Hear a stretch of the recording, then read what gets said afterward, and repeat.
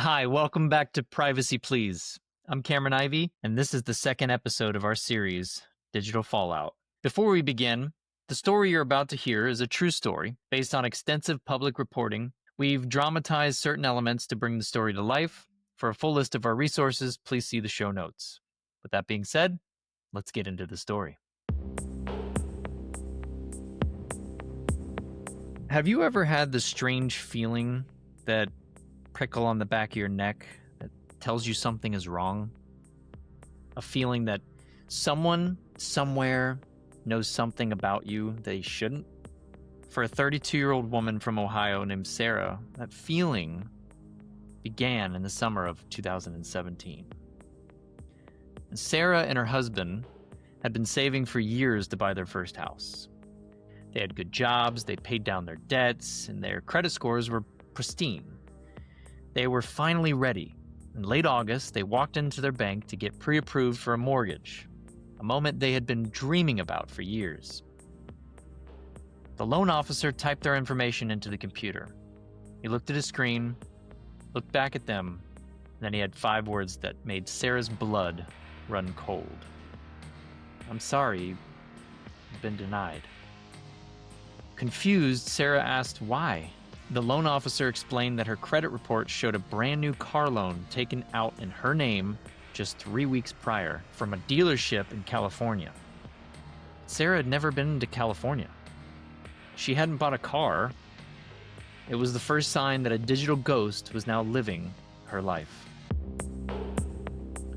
While Sarah was frantically trying to prove that she was, in fact, herself, a press release went out that shook the country.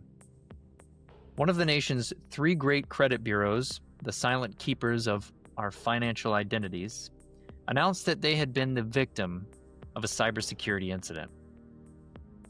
They didn't say much more. The announcement was vague, clinical.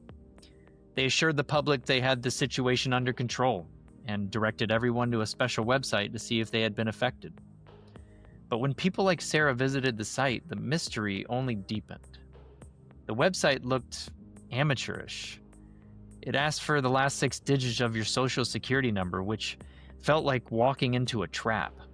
Worse, the website itself seemed to be guessing. It would tell a person they were likely impacted one day and not impacted the next. And then came the truly absurd. The company's own official Twitter account, trying to be helpful, began sending its scared and confused customers to the wrong website. A fake phishing site that a security researcher had set up to prove a point. The very institution that held the keys to their financial kingdom was now leading them astray. But the public still didn't know the full story. They didn't know it was stolen. And they didn't know how the thieves got in. Behind the scenes, a team of digital investigators was piecing together the timeline, and what they found was chilling.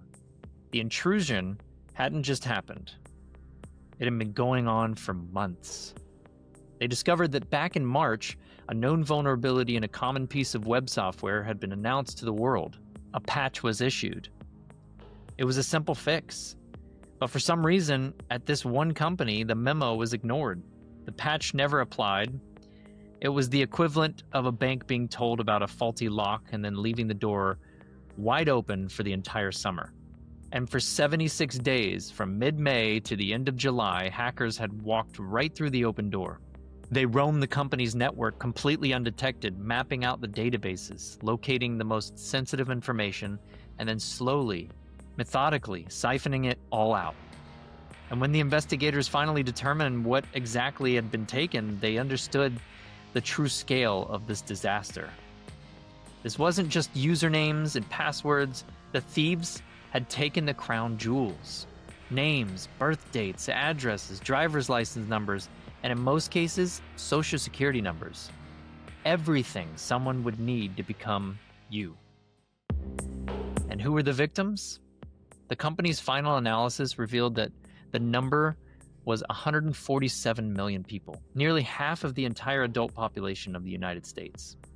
This was not a sophisticated, state-of-the-art hack that no one could have prevented. This was a catastrophic failure of the most basic security practices.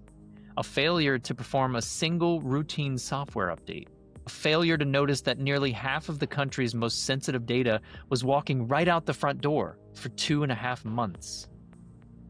It was a breach of trust so profound, so complete, that it changed the landscape of privacy forever. For people like Sarah, the mystery car loan was just the beginning of a lifelong battle to protect her own identity. The damage was permanent. And the name of this silent guardian, the keeper of secrets that failed its one single duty, was Equifax. That brings us to the end of this episode of Digital Fallout. Thank you so much to the journalists and researchers who meticulously documented the failures and fallout of this historic breach. For a list of our primary sources, please check out the show notes. Until next time, everyone, thank you so much for tuning into Privacy Please, and stay curious and safe out there. We'll see you guys next week.